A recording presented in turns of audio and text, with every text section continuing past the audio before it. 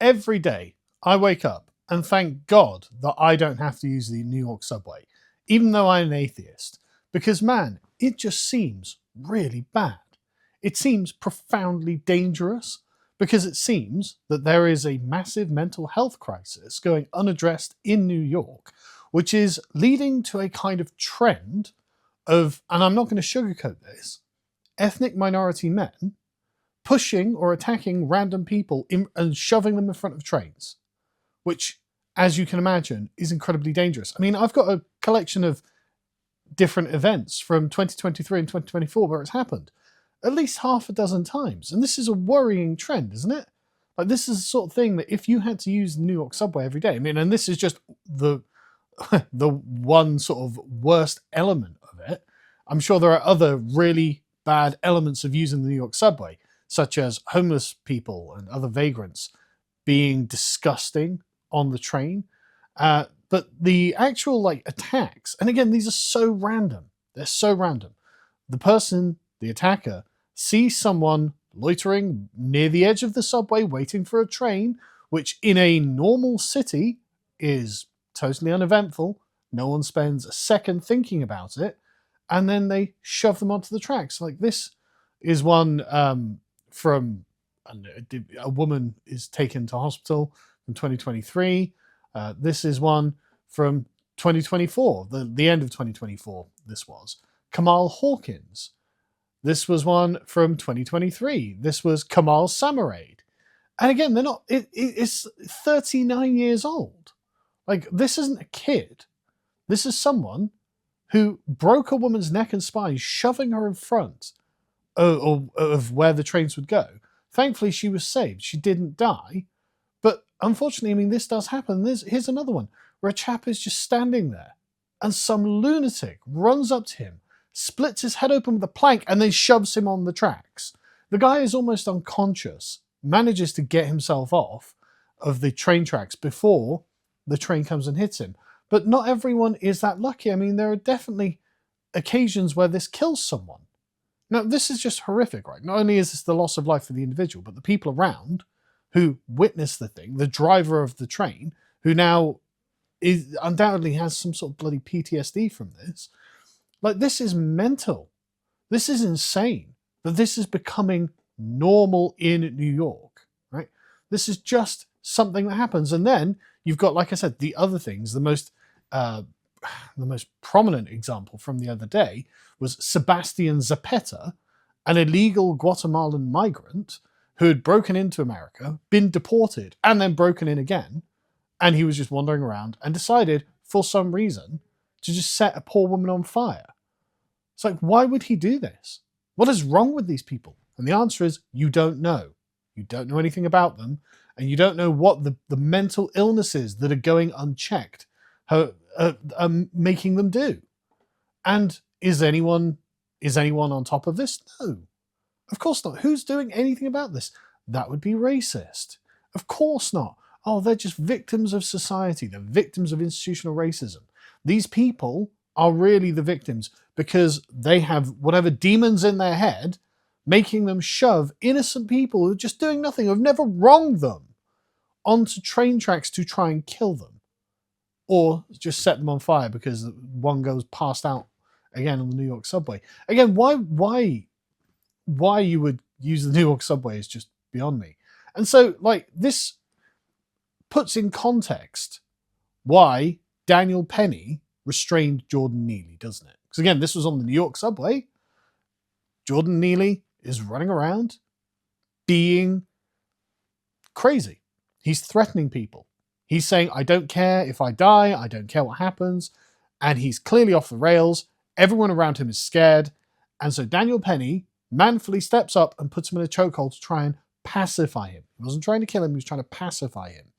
And the people around him helped Daniel Penny and not Jordan Neely, because Jordan Neely seemed like a dangerous lunatic. And it seems that the New York subway has plenty of dangerous lunatics. It seems that the people who have to use the New York subway, again, the poor benighted wretched of the earth who have to use the bloody New York subway, are well aware that this is a place where there are dangerous people. And if someone's going to be heroic enough to intervene, they're going to help the hero and not, in fact, the lunatic, which again, I shouldn't have to say this, right? This should be the opinion of a normal society.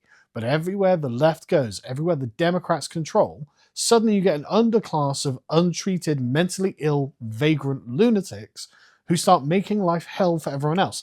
This has been coined as anarcho-tyranny, as in the danger, the unknown danger of stepping outside of your house and interacting with the society around you becomes something that is, on a daily basis, a tyrannical endeavor, because you don't know what kind of nutcases you're going to encounter. You don't know what they're going to try and do to you.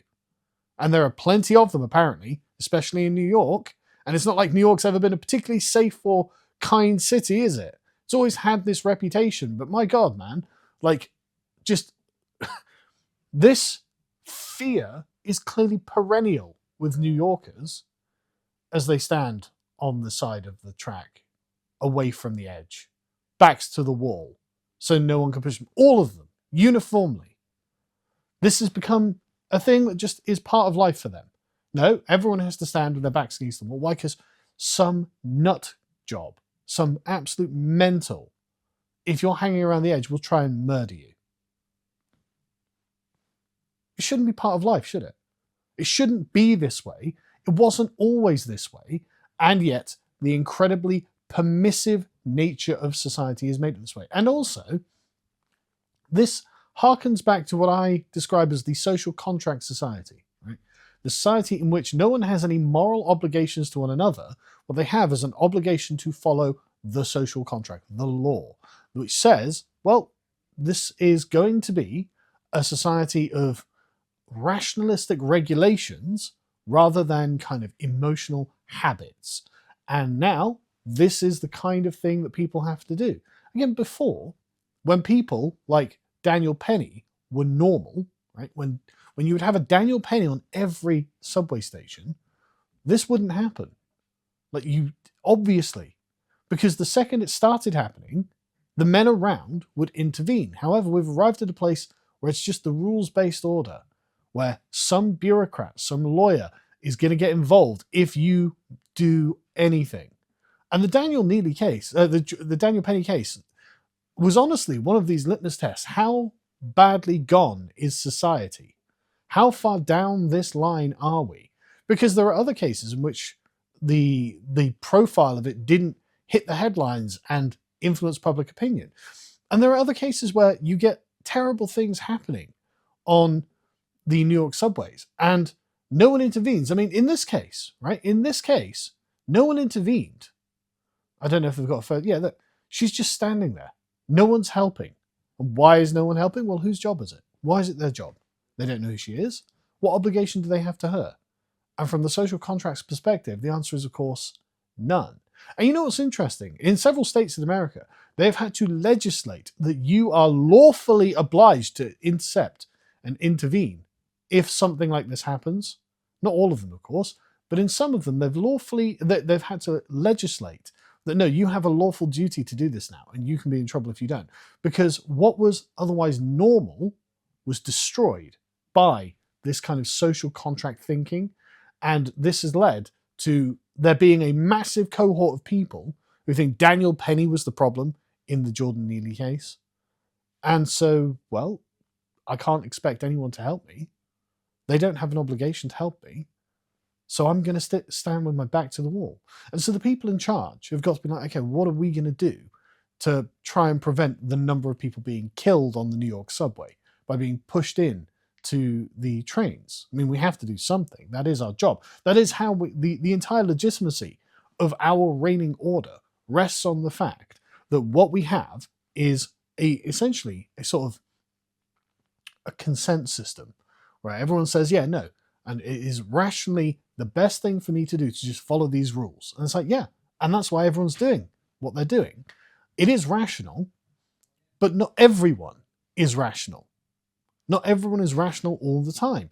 And so if you have this social contract-based order where the firm barrier is actually not constantly there, as in men who are allowed by society, given permission by society, in the Daniel Penny sense, to be able to personally intervene because they're physically able to do so, right?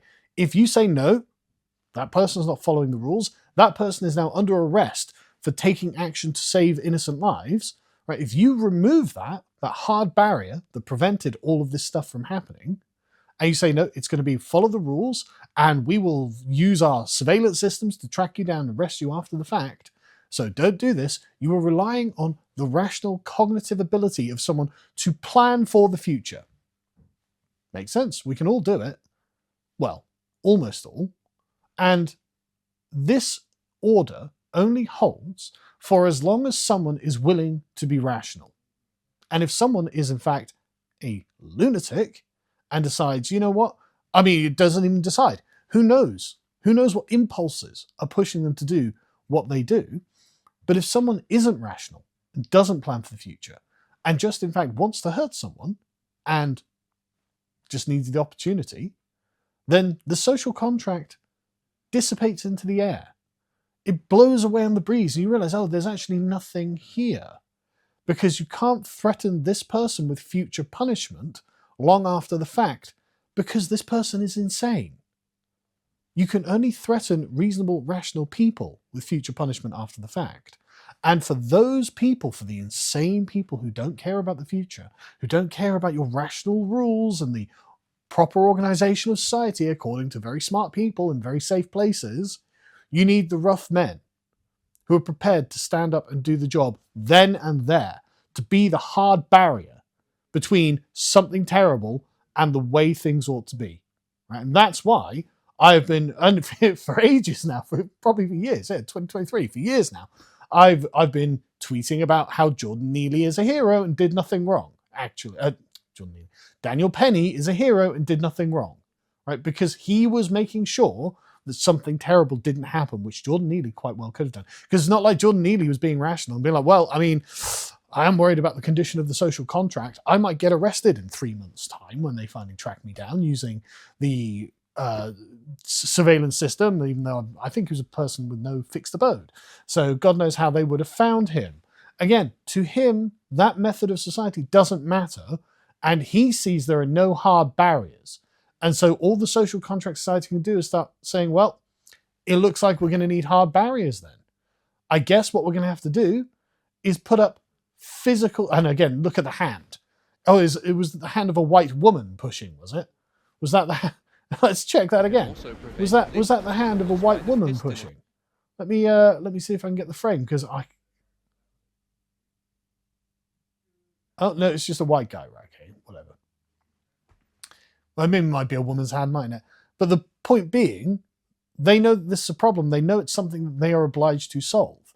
A problem that would have been solved previously by the very nature of society itself, by the nature of the men who were around and the permission they were given. But instead, no, we're going to have to put up barriers now that open up. So, I mean, there are these at the airports already in Britain, but we're going to need them in New York now because, of course, otherwise people are going to keep getting pushed onto the tracks with these mentally ill lunatics. And it's like, okay, great. So those guys will just continue to exist in society around us, percolating through where we have to live. They're not going to be arrested. They're not going to be locked up. They're not going to be taken to an asylum or something like that. No, they're just going to be left to roam. And okay, they don't get me on the New York subway, but I guess they will have an impulse later on, and maybe they'll take a weapon or something. Who knows? Who knows where this goes, right? But the point is, you are treating the symptoms rather than the cause of the problem. And treating the cause of the problem would actually make the world a much better place.